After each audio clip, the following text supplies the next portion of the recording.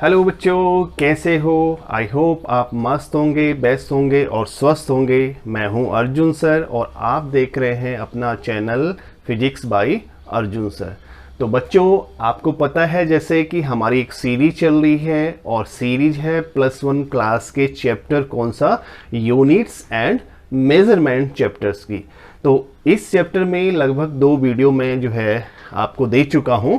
तो अब तीसरी वीडियो जो है इसके ऊपर हमारी आने वाली है और ये है बड़ी इंटरेस्टिंग वीडियो। यानी कि हम इस वीडियो के थ्रू जो है समझेंगे कि जो हमने अब तक कुछ यूनिट्स पढ़ी हैं, यानी जो फंडामेंटल यूनिट्स पढ़ी हैं, उनके हम एडवांटेजेस की बात करेंगे, हम कोहेरेंट सिस्टम ऑफ यूनिट्स की हम बात करेंगे और ऐसी ही जो है बहुत सारे टॉपिक्स जो है इस चैप्टर में हमारे आज होने वाले हैं बच्चों।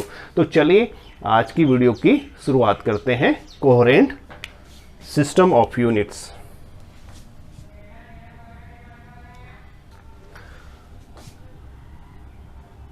It is the system of units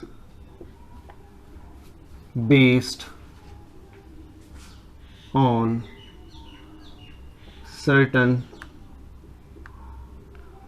set of fundamental units। क्या है बेटे कोहेरेंट सोर्स ऑफ यूनिट? क्या है actually coherent source of unit? एक जो है सेट है। किसका सेट है?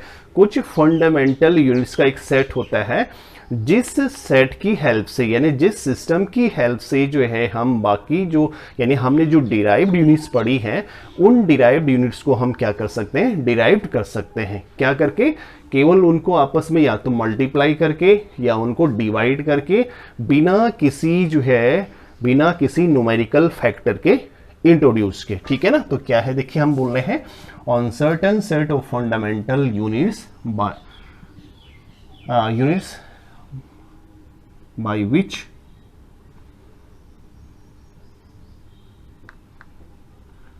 derived units can be obtained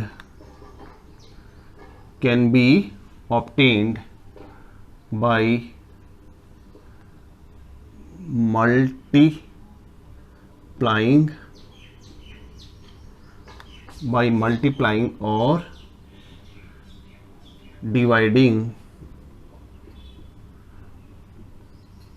multiplying or dividing without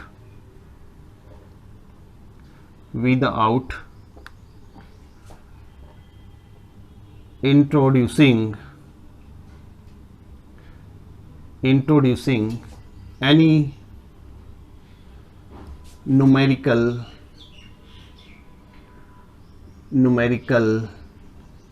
factor. देखो क्या मीनिंग है इसका बच्चों, इसको हम समझेंगे। देखो हम कह रहे हैं कि क्या, कि कोहेरेंट सोर्स ऑफ यूनिट, यानी उस सेट को, सिस्टम को हम कोहेरेंट सोर्स ऑफ यूनिट बोलेंगे जो क्या होगा। एक तो हमने बोला कि ये क्या बना होता है, it is based on the certain set of the fundamental units, right, and by the help of this system we can obtain derived units only by multiplying or by dividing them। या तो हम उनको multiply करें या divide करें। अब example से हम इसको समझेंगे। तो ऐसे हम ऑब्टेन कर सकते बिना कोई जो है न्यूमेरिकल फैक्टर को इंट्रोड्यूस किए हुए। ठीक है ना? जैसे एग्जांपल के तौर पे हम बात करें बच्चों, फॉर एग्जांपल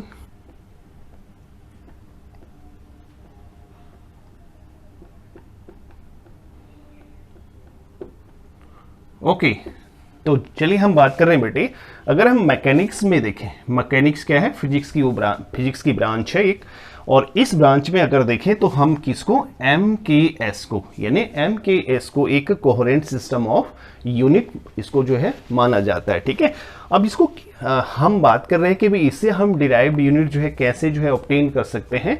तो MKS में अगर हम देखें तो MKS यानी कि लेंथ की जो यूनिट होती है, हम जो है यहाँ पर क्या लेते हैं, उसको मीटर लेते हैं, जबकि मास की यूनिट लेते हैं किलोग्राम लेते हैं, और टाइम की क्या लेते हैं, सेकंड लेते हैं। ठीक है ना, तो जैसे MKS में फॉर एग्जांपल हम बात करते हैं किसकी, एग्जांपल के तौर पे हम बात करते हैं फोर्स। ठीक है, फोर्स एक क्या है, फोर्स एक डिराइव्ड क्वांटिटी है। क्या है बच्चों, डिराइव्ड क्वांटिटी है। ओके, और इस फोर्स की हम जो यूनिट में लिखते हैं हम MKS में, तो क्या है, देखो फोर्स इज इक्वल टू होता है mass into acceleration, mass into acceleration. Okay, mass की जो यूनिट होती है बेटे, अगर हम यूनिट लिख रहे हैं MKS में, तो मास की होती है किलोग्राम। किलोग्राम कहां से मिली हमारे को, यहां से MKS से। एक्सेलरेशन की जो यूनिट होती है बच्चों मीटर पर सेकेंड स्क्वायर, यानी मीटर क्या है, देखो मीटर कहां से मिला हमारे को, यहां से MKS से हमने उसको उठाया है। ठीक है, सेकेंड किसकी यूनिट है, टाइम की है। तो ये आपकी जो है क्या है, सारी ये फंडामेंटल यूनिट्स हैं। इट मींस जो फोर्स की हमें यूनिट मिली है, हमने क्या किया, किलोग्राम को मीटर से मल्टीप्लाई किया, जबकि इन दोनों को हमने सेकेंड स्क्वायर से डिवाइड कर दिया। यानी कि just by multiplying or dividing we can get the units of derived physical quantities by with the help of the coherent system of units. ठीक है, तो here you can see MKS is the coherent system of unit in mechanics. बाकी हमने लिखा दूसरा क्या है बच्चों, अगर हम इस सिस्टम को देखें, यानी कि SI सिस्टम को देखें, तो SI सिस्टम फिजिक्स की हर ब्रांच में जो है इसको हम कोहेरेंट सिस्टम मानते हैं। ठीक है, तो ये कोहेरेंट क्या है, वही बात होगी कि कोहेरेंट वो सिस्टम हो गया कि जिसकी हेल्प से हम जो है क्या कर सकते हैं, डिराइव्ड फिजिकल क्वांटिटीज की जो है हम यूनिट्स को हम क्या कर सकते हैं, डिटरमाइन कर सकते हैं। अब इसी में देखो, चाहे हम कोई सी भी बात कर लें, यहाँ पर जो है वर्क की बात कर लेते हैं। अच्छा, वर्क क्या होता है बच्चों, फोर्स मल्टीप्लाई बाय में डिस्प्लेसमेंट होता है ना। इसकी क्या हो गई यूनिट, देखो हमने लिख दिया किलोग्राम मीटर पर सेकेंड स्क्वायर, ये भी फोर्स की यहाँ से लिखी है ये। ठीक है, और ये क्या है, डिस्प्लेसमेंट, तो डिस्प्लेसमेंट की क्या होगी बच्चों, मीटर, तो ये हो गया आपका किलोग्राम मीटर स्क्वायर पर सेकेंड स्क्वायर। ठीक है, और आपको पता है कि इसको क्या लिखते हैं हम। ठीक है, ओके, बट यहाँ पर ये देखिए, यहाँ पर इसको अगर हम देखें तो हियर किलोग्राम कहाँ से मिला आपको, यहाँ से। CGS में भी क्या होता है, जो SI में भी जो होता है वो हमारी जो है मास की यूनिट किलोग्राम होती है, लेंथ की मीटर होती है, और टाइम की सेकंड होती है। तो just we got the unit of the work by multiplying or dividing these units. These units means the units which we got from the SI system. Clear?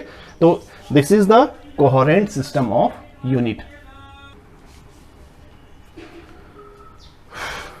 Okay, तो next topic है बच्चों हमारा advantages of SI, यानी जो SI system हमने पढ़ा है उसके क्या एडवांटेजेस है उसकी हम बात करेंगे।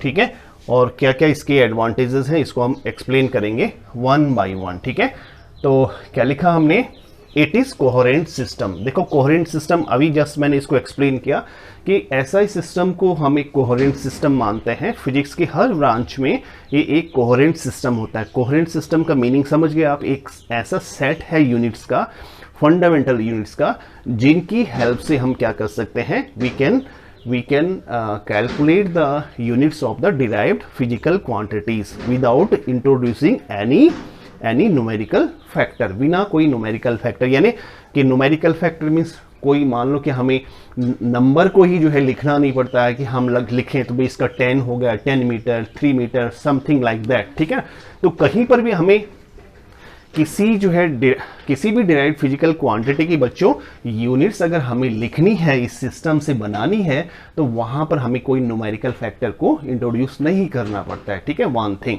तो दैट मीन्स कि एक ये क्या है बच्चों, कोहेरेंट सिस्टम है, जो हमने अभी अच्छी तरह इसको एक्सप्लेन कर दिया। ओके, दूसरा है इट इज इंटरनेशनली एक्सेप्टेड। ठीक है, दूसरा क्या है, सबसे बड़ी बात है कि इस सिस्टम को जो है इंटरनेशनली क्या किया गया है, एक्सेप्टेड किया गया है। ठीक है ना, पूरे जो है वर्ल्ड में इसको एक्सेप्ट किया जाता है। ये हर कंट्री में इसका जो है क्या बोल सकते हैं हम, ये बोल सकते हैं कि ये अप्लाई किया जाता है। ओके, नेक्स्ट है बच्चों इसमें कि it is a rational system.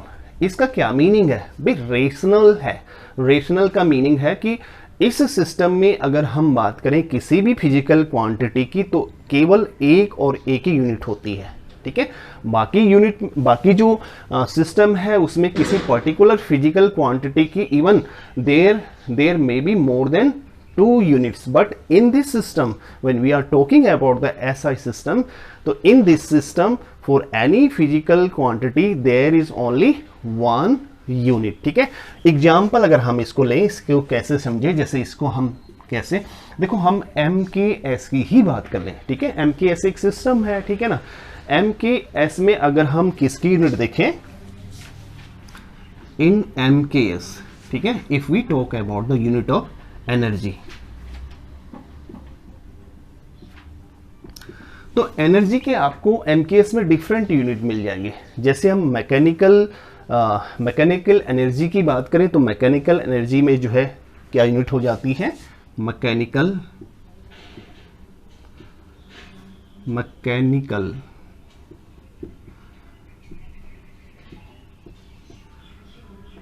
Unit क्या है बच्चों, इसमें जूल होती है। ठीक है ना, अगर हम इलेक्ट्रिकल एनर्जी की बात करें,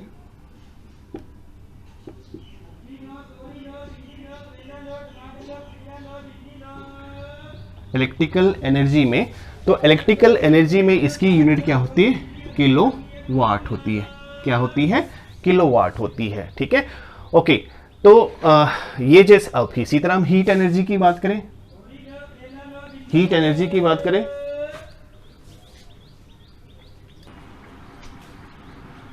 ओके, अगर हम बात करें इसमें हीट एनर्जी, तो हीट एनर्जी की जो यूनिट होती है बच्चों MKS में कैलोरी होती है, कैलोरी इसकी यूनिट होगी। ठीक है, तो इट मीन्स अगर हम MKS में देख रहे हैं, तो MKS में एनर्जी के लिए 3 डिफरेंट यूनिट्स आपको देखने को मिल रही हैं। ये सामने जूल हो गया। मैकेनिकल एनर्जी की जब बात करें, when we talk about the electrical energy, तो it's unit is kilowatt. When we talk about the heat energy, its unit is a calorie। ठीक है, बट अगर हम एनर्जी की यूनिट की बात करें किस सिस्टम में, SI सिस्टम में अगर हम एनर्जी की यूनिट की बात करें, तो इस सिस्टम में केवल एक ही यूनिट होती है और वो होती है बच्चों जूल। क्या होती है, जूल। तो दैट इज वाई हम इसको बोलते हैं क्या, ये एक रैशनल सिस्टम है। क्या है, एक रैशनल सिस्टम हो गया। Clear, okay.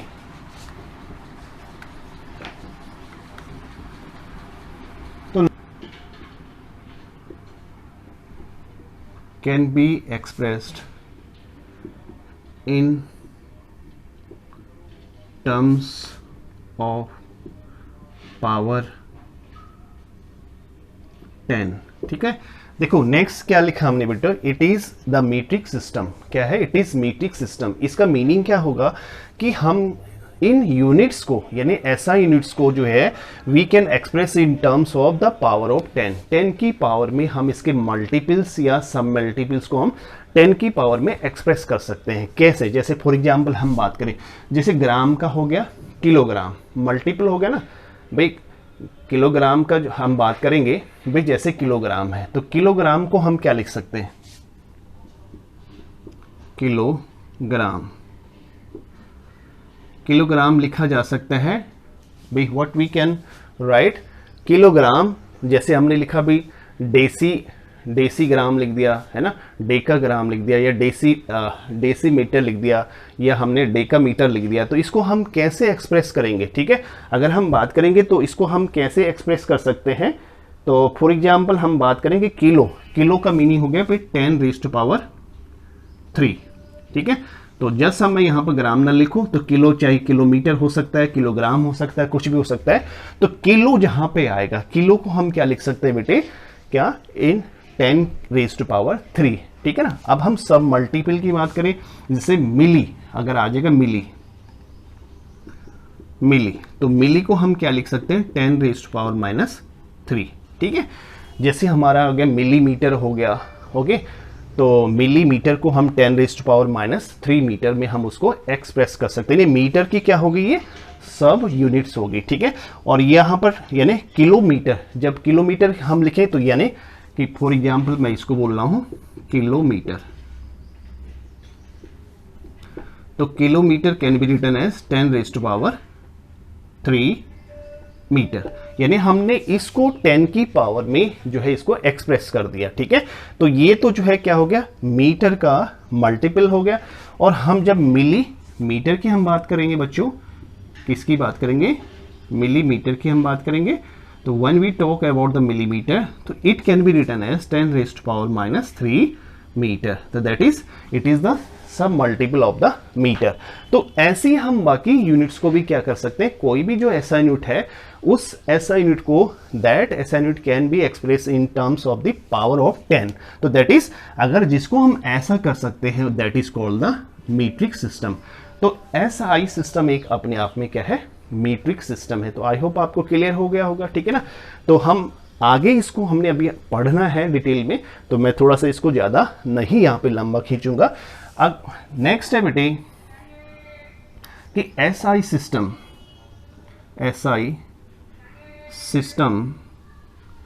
Is absolute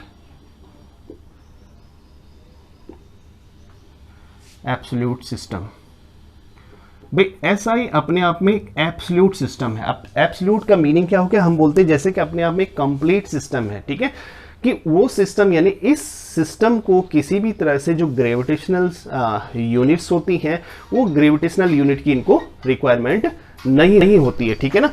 okay, तो बच्चों ये है SI सिस्टम, यानी एक एब्सोल्यूट सिस्टम है। That means it does not require any gravitational units to express, so it is clear. So these are the advantages of the SI system. ये इसके SI system के advantages हैं। coherent system, it is all clear कि coherent system क्या है, means ये it is a set of units on the basis of fundamental units. By the help of this system we can determine derived units just only, I mean to say only by multiplying and dividing these units, right, without introducing any numerical factor. तो clear, तो it means कि हम इस system की बात कर रहे हैं। दूसरा है बेटे इसमें ये इंटरनेशनली एक्सेप्टेड है, ठीक है, ये भी इसकी जो है बहुत बड़ी एडवांटेजेस है। नेक्स्ट है it is rational system. Rational system की हमने बात की, तो it means in this system for any physical quantity there is only one unit, ठीक है, जैसे हमने बात की थी उसमें, ठीक है। Next it is metric system. Metric system का मीनिंग क्लियर हो गया। इट मीन्स कि इन this system the multiples of a SI unit can be express in terms of power of 10, यानी हम SI यूनिट को हम किस में एक्सप्रेस कर सकते हैं, उसके मल्टीपल्स और सब मल्टीपल्स को हम 10 की पावर में एक्सप्रेस कर सकते हैं, ठीक है। ओके, नेक्स्ट है बच्चों क्या कि SI system is absolute system. Absolute system means it is itself a complete system, it does not require any gravitational unit. इसको जो है ग्रेविटेशनल यूनिट को की जरूरत नहीं होती है एक्सप्रेस करने के लिए, ठीक है। तो these are the advantages of SI system, ठीक है। तो अब हम बात करेंगे अगले टॉपिक की।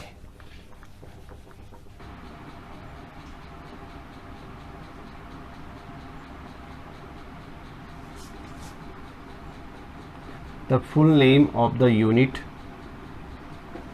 always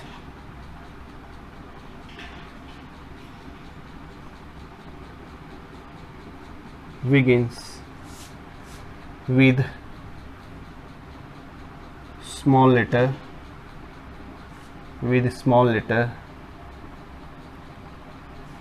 even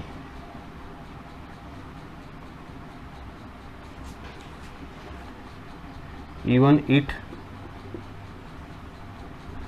has been named even it has been named after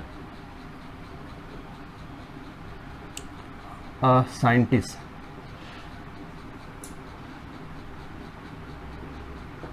Okay, so what are the guidelines, means what are the rules which we have to keep in our mind while we are writing the symbols of SI unit. ठीक है, कि जब हम SI unit के symbol लिख रहे हैं बच्चों, तो क्या क्या क्या लॉज हमारे को ध्यान में रखने होते हैं. ठीक है, तो one by one these are written on the boards. So first is small letters are use for symbol. ठीक है, one thing which you have to keep in your mind while you are writing the symbols of a unit, it should be written, it must be written in small letter. But one more thing is there, the second, when we will come to the second rule. ठीक है, तो हम बात करें, देखिए जैसे हम बात करें मीटर की. ठीक है, सपोज करो मीटर हमने लिखा, मीटर. ठीक है, तो मीटर के लिए जो सिंबल लिखेंगे बेटे, that will be written in small letter. ये आप लिखेंगे. क्लियर? आप किलोग्राम लिखना आपने, किलोग्राम, तो किलोग्राम को आप लिखेंगे तो के जो होगा स्मॉल होगा, और इस तरह से स्मॉल लेटर से आप उसका सिंबल स्टार्ट करेंगे, यानी सिंबल उसका स्मॉल लेटर में होगा. क्लियर हो? ठीक है, सेकंड आपने लिखना है,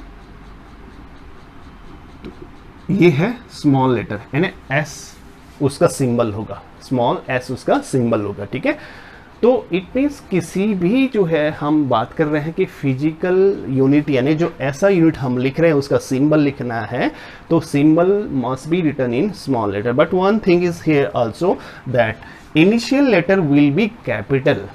it will be capital means जरूरी नहीं कि हमेशा आपको स्मॉल ही लिखना है. Always sometime we have to start with it means we have to write down capital letter as well. How and why? ठीक है, क्यों और कैसे हम बात करेंगे उस पर. इट मीन्स अगर ऐसा हो कि वो यूनिट जो है इस तरह से नेम्ड की गई है, यानी किसी साइंटिस्ट के नेम से अगर उस यूनिट का नेम रखा गया है, तो उस कंडीशन में हम उसको कैपिटल लेटर का सिंबल दे सकते हैं. ठीक है, जैसे हम एम्पियर की बात करें, for example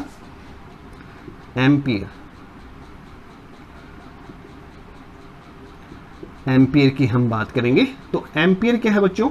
unit of current, electric current. ठीक है, and this unit has been named after the name of a scientist. Ampere एक साइंटिस्ट का नेम था. ठीक है, और उन साइंटिस्ट के नेम से जो इस यूनिट को एम्पियर कहा गया. ठीक है, इसी तरह अगर हम जो है रेजिस्टेंस की यूनिट की बात करें, तो रेजिस्टेंस, चलो ये तो बात होगी.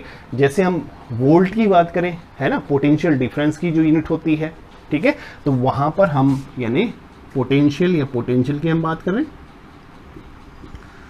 पोटेंशियल की जो यूनिट होती है वो वोल्ट होती है, और इसको डिनोट करते हैं हम कैपिटल वी से. यानी हमने बोला यहाँ पर इसको किससे डिनोट करेंगे? कैपिटल ए से डिनोट करेंगे. ठीक है, तो symbol of the SI unit can be written capital when the unit has been named after a scientist. Is it clear? तो आपको ये क्लियर हो गया होगा. ठीक है, ओके, तो ये हमने एक्सप्लेन कर दिया, इसको हमने एक्सप्लेन कर दिया. नेक्स्ट है बेटे, symbols do not take plural form. जो सिंबल है, अगर मान लो बोलते हैं हम भाई 60 मीटर्स है, हम बोलेंगे 60 मीटर्स, तो ऐसे लग रहा है जैसे हमें प्लूरल में इसको लिखना है. यानी कि आप ऐसे नहीं लिखेंगे कि एम लिखा और इसको जो है इस तरह मीटर्स प्लूरल, इसका रॉन्ग वे, ये रॉन्ग वे, बल्कि राइट वे क्या है, इसको हम ऐसे लिखेंगे 60 मीटर. ठीक है, तो सिंबल जो है कभी भी आप उसको प्लूरल फॉर्म में नहीं लिखेंगे. ओके, नेक्स्ट है बच्चों, क्या symbols are not followed by stop, full stop. ठीक है, भी जैसे हम बात करेंगे मीटर लिखा हमने और उसके बाद फुल स्टॉप लगा दिया, हमने एम्पियर लिखा उसके बाद फुल स्टॉप लगा दिया, तो बोथ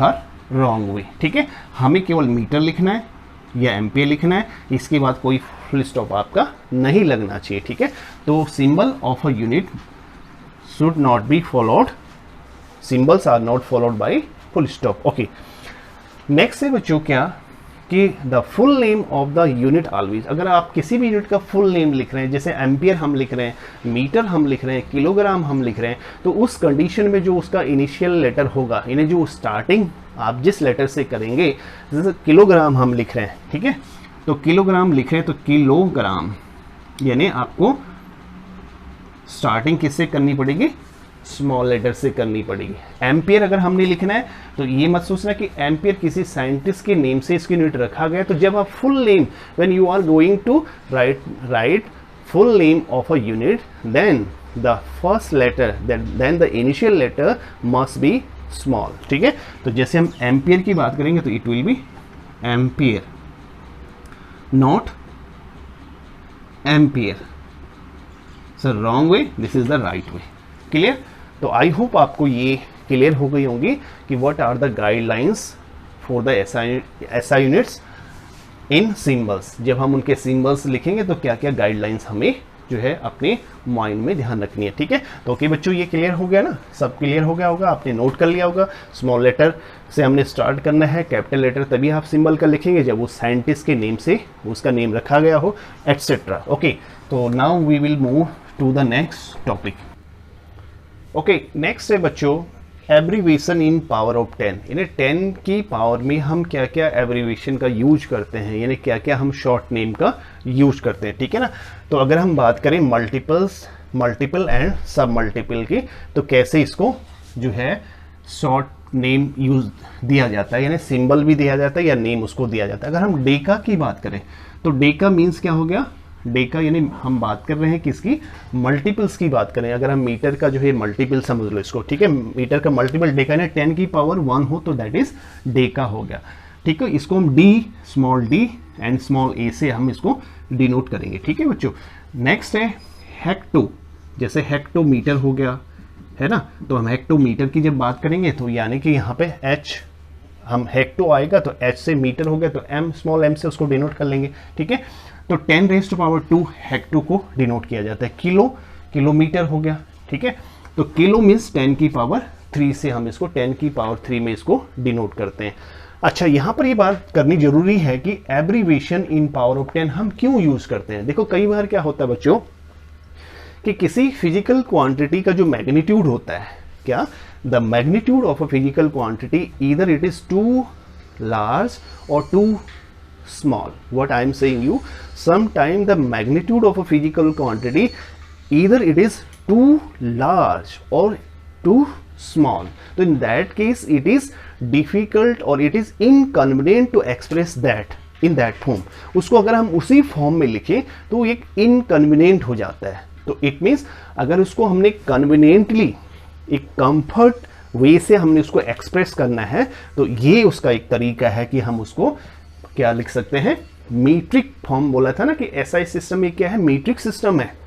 मीन्स कि हम यहाँ पर मल्टीपल्स और सब मल्टीपल्स को हम 10 की पावर में एक्सप्रेस कर सकते हैं। तो देखिए यहाँ पर जैसे हम बात करें किलो की, तो किलो को लिखेंगे तो हम 10 की पावर क्या लिखेंगे बेटे, 3 लिखेंगे। जैसे किलोमीटर हमने बोला तो किलोमीटर मीन्स किलोमीटर को एक्सप्रेस करना है तो 10⁻³ metre it can be written. Okay, next अगर हम बात करें मेगा, ठीक है, मेगा जैसे हम बोलेंगे मेगा एम्पियर, ठीक है। अगर ऐसे आगे भी लिखा है 6 मेगा एम्पियर तो हम इसको कैसे लिखेंगे, 6 लिख दिया हमने 6, और मेगा एम्पियर मीन्स होता है 10⁻⁶, ठीक है। 10⁻⁴ क्या हो गया बेटे, 6 एम्पियर, यानी हमने इसको एम्पियर में कन्वर्ट कर दिया, ठीक है। तो मेगा जहां पर होगा that means it is written as 10⁻⁶ in terms of 10 in terms of power of 10. Okay, giga अगर 10 की पावर 9 है तो इसको हम गीगा लिखेंगे और डिनोट करेंगे इसको जी से, ठीक है भाई। जैसे हम बोलेंगे कि गीगा एम्पियर होगा तो गीगा एम्पियर का मीनिंग होगा कि 6 गीगा एम्पियर का मीनिंग हो गया कि 6 मल्टीप्लाई बाय 10⁻⁹ क्या ampere, that can be written as, ठीक है। नेक्स्ट है टेरा। अगर 10⁻12 यानी टेरा है तो टेरा को हम 10 की पावर 12 में उसको एक्सप्रेस करेंगे और टी इसके लिए सिंबल होगा।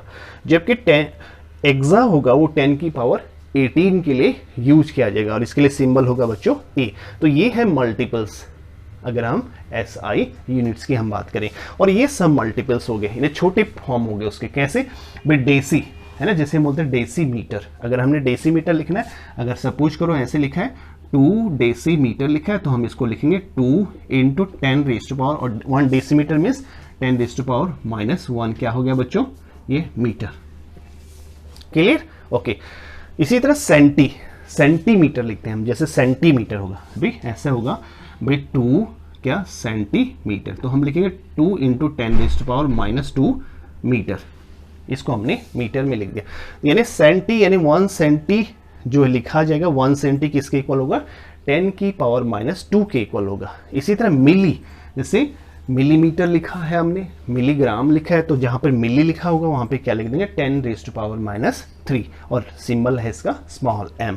ठीक है। इसी तरह माइक्रो, ठीक है ना, हम बोलेंगे जैसे 6 माइक्रो एम्पियर लिखा हमने, 6 माइक्रो एम्पियर, यानी 6 × और माइक्रो एम्पियर को लिखा जाएगा क्या बच्चों, 10⁻⁻6, और ये बन गया एम्पियर। यानी 1 micro ampere is equal to 10⁻⁻6, 1 micro is equal to 10⁻⁻6। ठीक है। ओके। यहाँ पर नैनो होगा, नैनो मीन्स नैनो को हम लिखेंगे स्मॉल n से डिनोट करेंगे, और 10⁻⁻9 से इसको 10 की पावर में एक्सप्रेस किया जाएगा। ठीक है बच्चों। पीको, 10 की पावर यहाँ 12 अगर प्लस में है तो 13, यहाँ माइनस में है तो पीको, और इसको स्मॉल p से डिनोट करेंगे। ठीक है। जबकि 15 यानी ये हम बोलेंगे these are the smaller unit of distances. ठीक है। तो यहाँ पर जब हम बात करेंगे, देखो फॉर्माई, जब हम किसी न्यूक्लियर साइज की बात करते हैं, किसी न्यूक्लियस के साइज को हम मेज़र करते हैं, तो वहाँ पर ये जो डिस्टेंसेस हैं वो क्या होती है, in comparison of that is a very large distance. ठीक है। When we are measuring that size of the atoms, तो then we generally use this unit of distance and that is the fermi. ठीक है। And it is equal to 10⁻⁻15 metre. ठीक है। अगर हमने लिखा भी 2 Fm, तो इसको लिखेंगे 2 × 10⁻⁻15 क्या हो जाएगा, मीटर। ओके। तो यानी कि ये क्या है, स्मॉलर यूनिट है, 10⁻⁻18 और भी स्मॉलर यूनिट होगी है, और इसको लिखा जाता है सिंबल इसके लिए A। ठीक है। तो आई होप आपको ये क्लियर हो गया होगा, आप इसको अच्छी तरह समझ सकते हैं, नोट कर सकते हैं। ठीक है बच्चों। तो मेरा जो है पर्पज़ यही है, to make you understand in a effective way. This is my always efforts, I will do and continue to do. मैं यही एफर्ट्स करता रहूँगा। ठीक है बच्चों।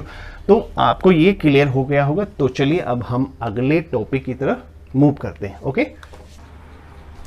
ओके। नेक्स्ट है बेटे, नेक्स्ट टॉपिक है हमारा क्या है, सम कॉमन प्रैक्टिकल यूनिट्स। ठीक है। हम कुछ कॉमन प्रैक्टिकल यूनिट्स को जो है स्टडी करेंगे अब, जिनमें से कुछ प्रैक्टिकल यूनिट्स जो डिस्टेंसेस की है वो बहुत स्मॉल है, और कुछ जो है लार्ज डिस्टेंसेस जो हम प्रैक्टिकली यूज करते हैं उनके ऊपर भी हम डिस्कस करेंगे। ठीक है।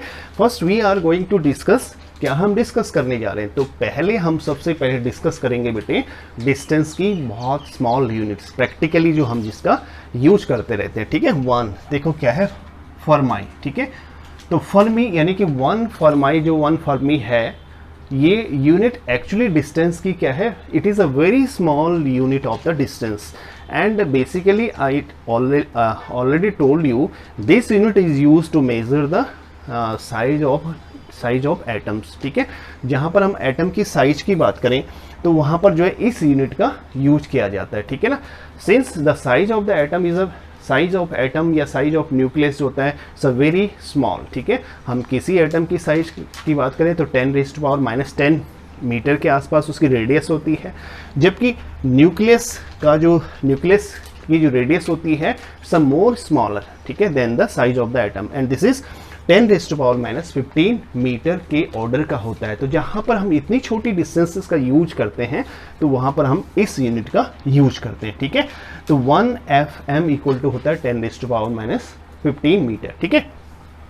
नेक्स्ट है बच्चों एंगस्ट्रॉम। देखो एंगस्ट्रॉम वो यूनिट है, जनरली हम जो लाइट की वेवलेंथ है उसको हम एक्सप्रेस करते हैं इन टर्म्स ऑफ एंगस्ट्रॉम। ठीक है।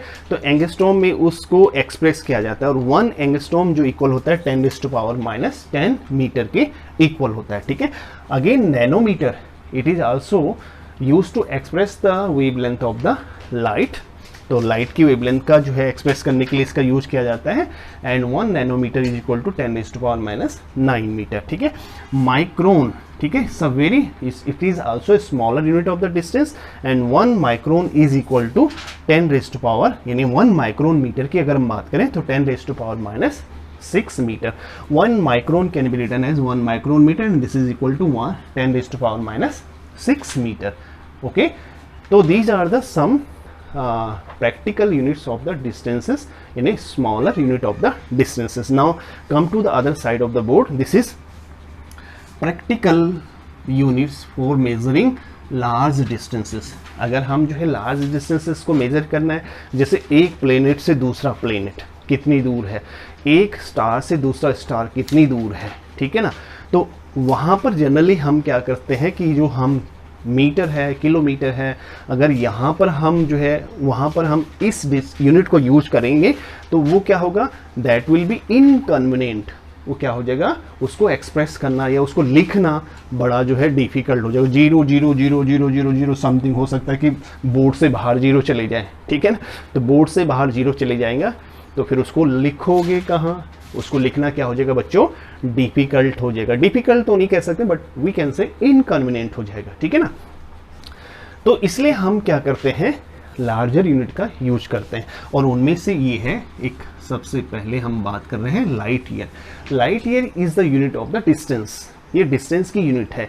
और 1 लाइट ईयर कौन सी डिस्टेंस होती है, जो लाइट जो है वैक्यूम में 1 ईयर में जितनी डिस्टेंस ट्रेवल करती है, यानी the distance travelled by the light in vacuum in 1 year is equal to the 1 light year के इक्वल होता है। और इसको हमने कन्वर्ट करना है तो आप कैसे लिख सकते हैं, जो 1 लाइट ईयर है दैट कैन बी, इसको कैसे आप जो है चेंज करेंगे, क्योंकि डिस्टेंस हमने निकालना है तो लाइट 1 ईयर में कितनी डिस्टेंस ट्रेवल करेगी, तो डिस्टेंस यानी कि हम डी की बात कर रहे हैं, तो सिंस आपको पता है कि स्पीड इज इक्वल टू होता है डिस्टेंस बाई में टाइम, ठीक है। टाइम कितना बोल दिया हमने, 1 ईयर है, और स्पीड ऑफ लाइट क्या होता है वैक्यूम में 3 × 10⁸, तो इसको लिखते हैं हम, देखो 3 × 10⁸ इंटू 1 ईयर में टाइम कितना हो गया, अगर हम इसको सेकंड में कन्वर्ट करेंगे क्योंकि एसआई में लिखना चाह रहे हैं ना हम, ठीक है, तो ये तो मीटर पर सेकंड है, मीटर पर सेकंड। तो 1 ईयर में कितने डेज होते हैं, 365 डेज होते हैं। ओके, 1 डे में कितने आवर्स होते हैं, 24 आवर्स होते हैं। 1 आवर में कितने मिनट्स होते हैं, 60 मिनट। 1 मिनट में कितने सेकंड्स होते हैं, 60 सेकंड्स होते हैं। तो ये जो आपका आएगा पूरा, इसको हम मल्टीप्लाई करेंगे तो ये आपको मिल जाएगा क्या, इतनी डिस्टेंस जो है 1 लाइट ईयर में होगी, यानी ये जो है लगभग इसके इक्वल हो जाएगा 9.4467 इंटू 10⁻⁻15 के इक्वल आपका 1 लाइट ईयर होगा। क्लियर हो गई होगी, ठीक है ना। तो लाइट ईयर हम बात करते हैं कि जहाँ पर हमें क्या करना होता है बेटे, एक स्टार की दूसरे स्टार से कितनी डिस्टेंस है, ठीक है ना। जैसे हम बोलते हैं ना कि अल्फा सेंटोरी जो है हमारा सोलर सिस्टम से क्या है, सोलर सिस्टम से जो सबसे नियरेस्ट स्टार है वो क्या है, अल्फा सेंटोरी। तो 4.3 लाइट ईयर इसकी जो है डिस्टेंस है, ठीक है। तो कहने का मतलब वहाँ पर हम उसको मीटर में नहीं बल्कि लाइट ईयर में उसको एक्सप्रेस करेंगे। ओके, नेक्स्ट है बच्चों एस्ट्रोनॉमिकल यूनिट। तो एक एस्ट्रोनॉमिकल यूनिट क्या होता है, एक एस्ट्रोनॉमिकल जो यूनिट होता है it is also the larger unit of the distance and it is use to measure the distance between the planets. अगर हमें प्लैनेट्स के बीच की डिस्टेंस यूज करनी है तो हम वहाँ पर एस्ट्रोनॉमिकल यूनिट की बात करते हैं।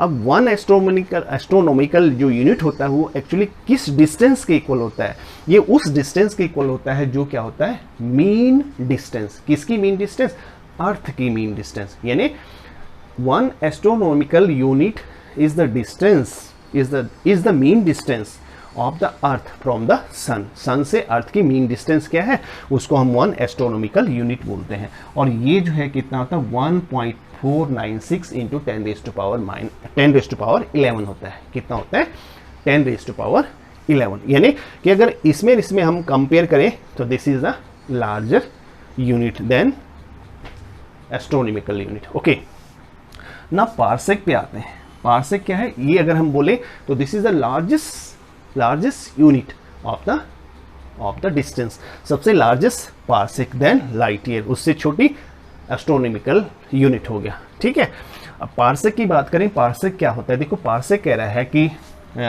ये क्या है, इट इज द डिस्टेंस, ये क्या है, डिस्टेंस है, एक डिस्टेंस है जिसको हम क्या बोलेंगे, 1 पार्सेक बोलेंगे। क्या बोलेंगे बच्चों, 1 पार्सेक।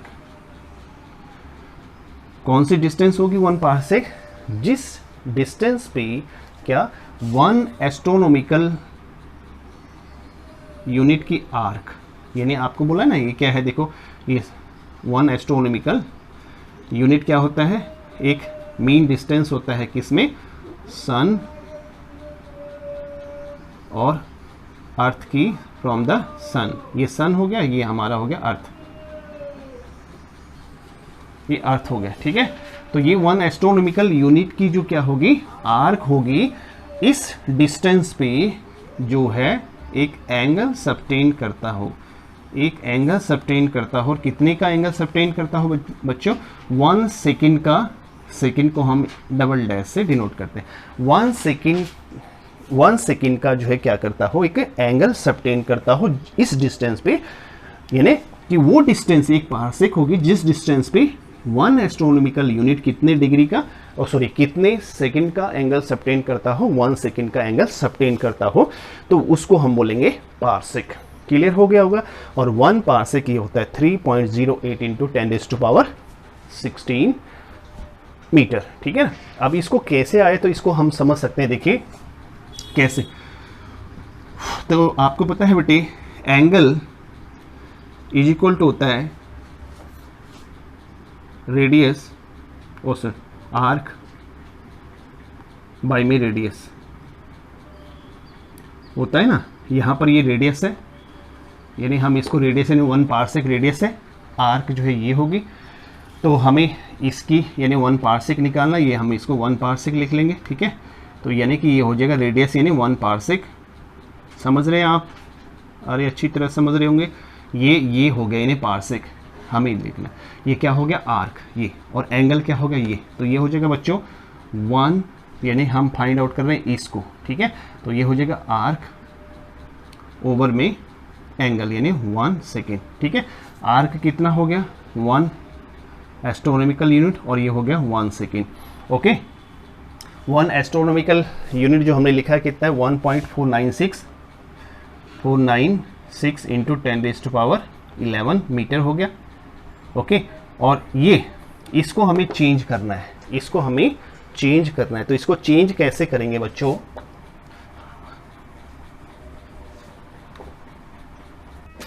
ओके, तो बच्चों हम इसको कन्वर्ट कर रहे हैं। देखो हमने कहा कि 60 मिनट, ये आपको रिलेशन याद रखना पड़ेगा, 60 minute is equal to 1 degree होता है। कितना होता है, 60 minute is equal to 1 degree, तो 1 मिनट इज इक्वल टू कितना हो जाएगा, 1 बाई में 60 डिग्री।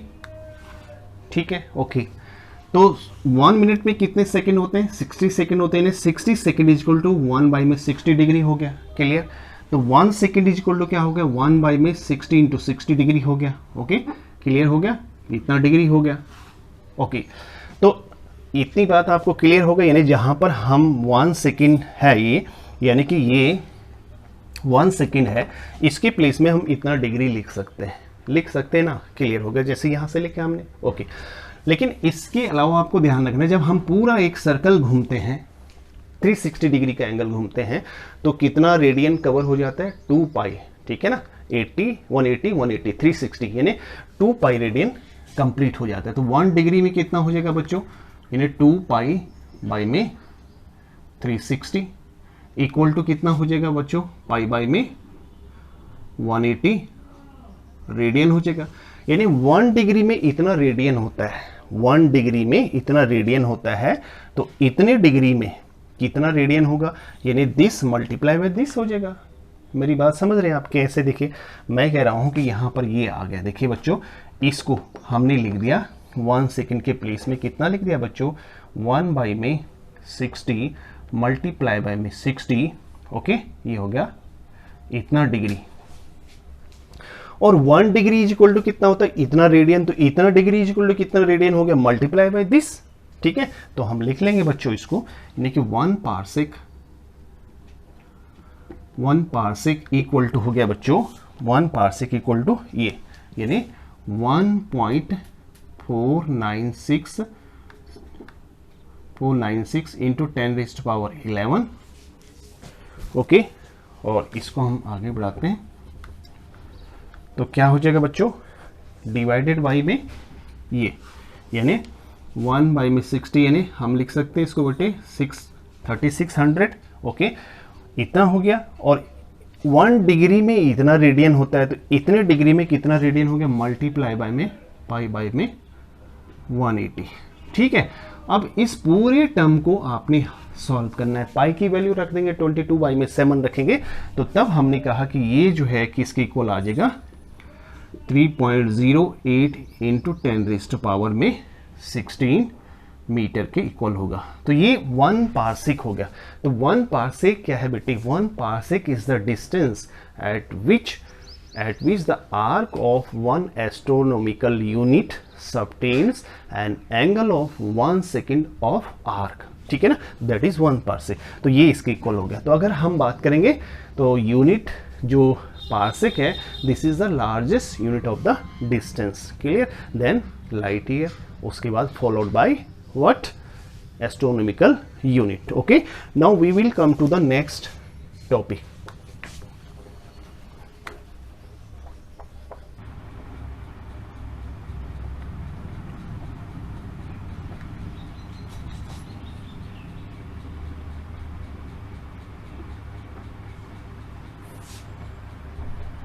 ओके, तो बच्चों ये है कुछ जो है टाइम की प्रैक्टिकल यूनिट।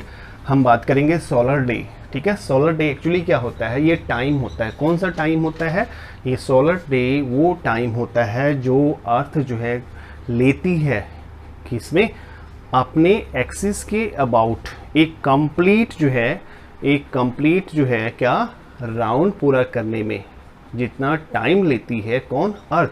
ठीक है, the time taken by the earth to complete its 1 round about its own axis with respect to the sun के रिस्पेक्ट में ही हम उसको देखते हैं। ठीक है ना, तो that is called the solar day. ठीक है ना, तो ऑलमोस्ट हम बोलते हैं कि एक जो है कितना, यानी 24 जो है आवर्स में ये लगभग कंप्लीट हो जाता है ना।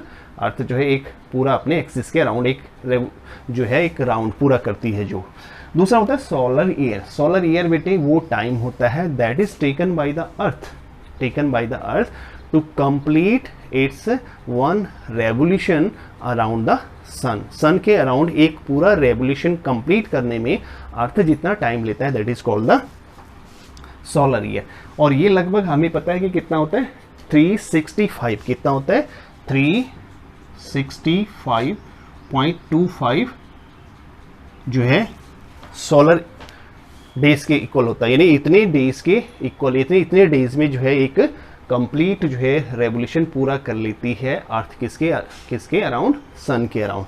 उसके बाद लीप ईयर को हम बोलते हैं जनरली उस ईयर को जो 4 से कंप्लीटली डिवाइड हो जाता है। ठीक है, या हम ये भी कह सकते हैं कि लीप ईयर में जो फरवरी मंथ होता है that is of the 29 days. 29 days की फरवरी मंथ उसमें होता है। नेक्स्ट है लूनार मंथ वो लूनार मंथ जो है वो टाइम होता है जो मून लेता है इन completing the 1 revolution around the earth, है ना, एंड दैट इज ऑलमोस्ट कितना 27.3 डेज में जो है ये क्या हो जाता है, कंप्लीट कर लेती है। तो ये तो थी कुछ प्रैक्टिकल यूनिट्स किसकी बच्चों, टाइम की। तो आई होप आज का लेक्चर आपको पसंद आया होगा, समझ आया होगा। ठीक है ना, तो पूरी कोशिश मेरी तरफ से यही थी कि आपको जो है कंसेप्ट एक ईजियर वे में दें। ठीक है, तो ये ऑलवेज मेरी कोशिश होती है बेटे। तो डेफिनेटली आप इसको लाइक करेंगे, शेयर करेंगे और सबसे बड़ी बात चैनल को सब्सक्राइब भी करेंगे। तो थैंक यू फॉर वॉचिंग।